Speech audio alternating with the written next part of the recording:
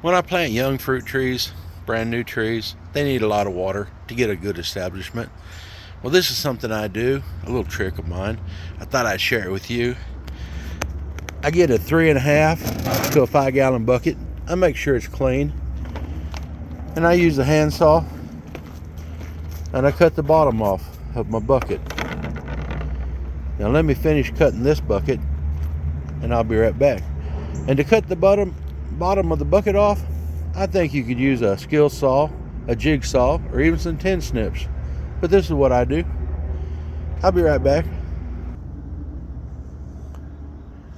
Now when I get the bottom of the bucket cut off, I take my saw and I go around the inside at a little bit of an angle and I saw it like this. That does two things. It takes the burr off the bucket and it puts a little bit of a beveled edge, just a little bit of a beveled edge on the inside, which makes it easier to get in the ground. Let me do that and I'll be right back. I take the handle off the bucket because we're not going to need that. And this is what it looks like after you run the saw around it. It bevels the inside and gives it a little bit of a sawtooth effect. Now I water my tree around it real good, get the ground soaked, makes it soft. And then what I do is I take the bucket and just a little hard with one hand without not hurting the tree, but I work it down over the branches of the tree. I'm gonna have to let go of the phone for a minute, so just a second.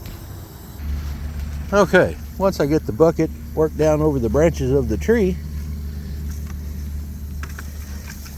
come down here, kind of center it up on the center of the tree, and then I just press real hard on the bucket and I twist it back and forth like this. And that sawtooth ridge we did, well, that helps cut the bucket down into the ground. And I try to sink it about 2 inches, and then I push the dirt up around the edges. Let me do that and I'll be right back. Okay, I got the bucket down in there.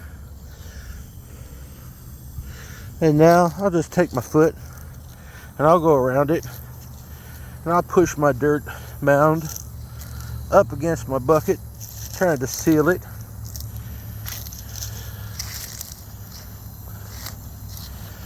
I've had good luck. Haven't had too many spring a leak.